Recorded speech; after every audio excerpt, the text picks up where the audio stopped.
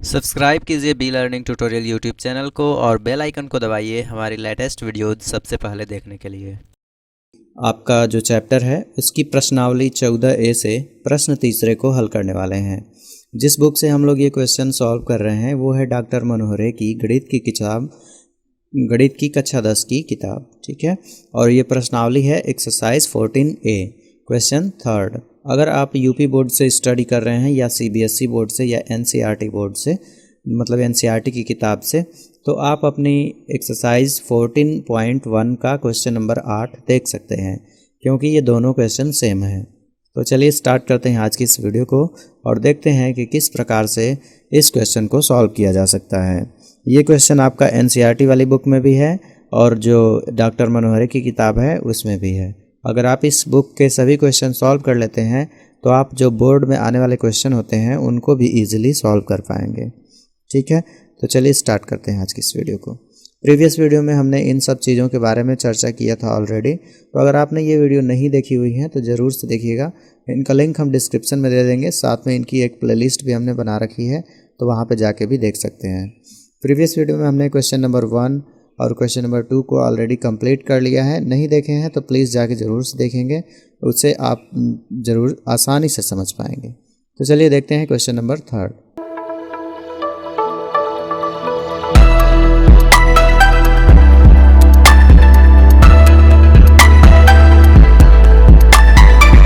Number 8 है।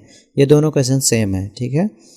इसमें कहा गया है किसी कक्षा अध्यापिका ने पूरे सत्र के लिए अपनी कक्षा के 40 विद्यार्थियों के अनुपस्थिति निम्नलिखित रूप में रिकॉर्ड की। एक विद्यार्थी जितने दिन अनुपस्थित रहा उसका माध्य ज्ञात कीजिए। तो यहाँ पे 2 कॉलम दिया गया है, दिनों की संख्या और विद्यार्थियों की संख्या। तो दिनों की संख्या है 0 से 6 और फिर है 6 से 10, 10 से 14, 14 से 20, 20 से 28, 28 से 38 और 38 से 40।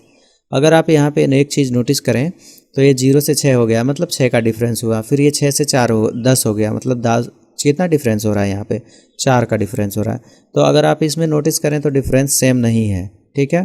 तो डिफरेंस सेम नहीं है तो एक्स आई जब आप निकालेंगे तो उसको निकालने के लिए आप करेंगे क्या कि L1 प्लस L2, ठीक है, L1 plus L2 divide by 2, ये तो आपको करना ही करना है। साथ में आप दूसरे को जब निकालेंगे, मतलब ये वाला ग्रुप का, तो उसको भी आप निकालेंगे, ठीक है। और इसी तरीके से आप जितने भी कॉलम हैं सभी का आप इसी प्रकार से एक्स आई निकालेंगे, ठीक। पहले क्या होता था कि ये दोनों का जो डिफरेंस था, ये सब के बीच का जो डिफरेंस था वो सेम था, तो हम क्या करते थे कि इसका और इसका डिफरेंस निकाल के, और मतलब कि इसका एक्स आई और इसका एक्स आई निकाल के, उसके बाद से डिफरेंस उन दोनों का निकाल के और वही सब में ऐड करते जाते थे, तो एक्स आई आसानी से निकलता जाता था। यहाँ पे डिफरेंस सेम नहीं है तो हम करेंगे क्या कि सबका एक एक करके निकालेंगे, ठीक है। तो ये 0 से 6 हो रहा है, तो 0 में 6 जोड़ेंगे कितना होगा, 6 होगा। और इसमें हम 2 से डिवाइड कर देंगे, 2 से डिवाइड कर देंगे। 0 से 6 हो रहा है, 0 से 6। तो हम क्या करेंगे कि इसको जोड़ेंगे तो 0 प्लस 6 6 होता है, और इसको भाग देंगे तो 2 3 6। तो एक्स आई का मान कितना आ गया, यहाँ पे 3 आ गया। उसी तरह से 6 और 10 जोड़ेंगे तो 6 और 10, 10 6 16, और 16 को 2 से डिवाइड करेंगे तो 2 8 16, ठीक। तो ये कितना आ गया, 8 आ गया। तो इस प्रकार से हम सभी का एक्स आई निकालेंगे, ठीक। ओके, तो यहाँ पे कितना होगा एक्स आई का मान, 6 का आधा 3, तो एक्स आई का मान यहाँ पे निकल गया 3, ये 3 आ गया। और 10 6 16, और 16 में 2 से भाग देंगे तो 8 होगा, ये एक्स आई 8 हो गया। और 14 10 24 होगा, और इसका आधा करेंगे तो 12 होगा। और 20 10 30 4 34, और इसका आधा करेंगे तो 17 होगा। और 20 20 40 8 48, और इसका आधा करेंगे तो 24 होगा।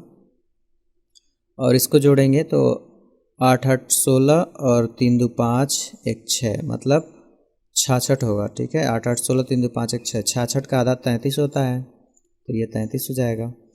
4 3 7 70, 8 78, 78 का आधा करेंगे तो ये आ जाएगा 39।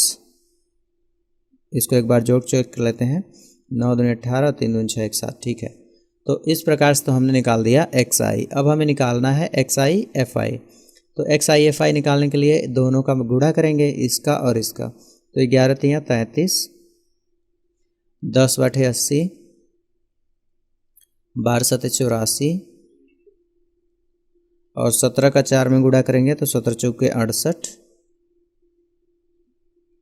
और 24 का 4 में गुणा करेंगे तो 24 चौक 96, 33 का 3 में गुणा करेंगे तो 3 त्रिके 9, 3 त्रिके 9 99 हो जाएगा। 39 का 1 से करेंगे तो ये 39 होगा। ठीक, तो मल्टीप्लाई इस प्रकार से कर लेंगे। इसके बाद हमें एफ आई वाले को जोड़ना है और एक्स आई एफ आई वाले को जोड़ना है। तो इसको जोड़ेंगे तो इसको लिखेंगे सिग्मा एफ आई, इसको लिखना है ना क्योंकि ये एफ वाला है, सिग्मा एफ आई। और जब हम इसे ऐड करेंगे तो ये आएगा 40। इसी प्रकार से sigma x i f i करेंगे, x i f i. Basically sigma का मतलब जोड़ होता है। तो 33, 80, 84, 68, 96, 99, 39, इसको ऐड करेंगे तो ये आएगा 499। तो ये तो हमने लगभग इसका आधा काम कर ही दिया है। इसके बाद अब हमें माध्य निकालना है। तो माध्य निकालने का जो फार्मूला होता है, एक्स पे bar is equal to sigma x i f i divide by sigma f i.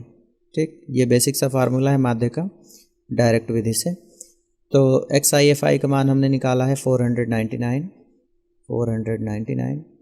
Divide by ये है 40।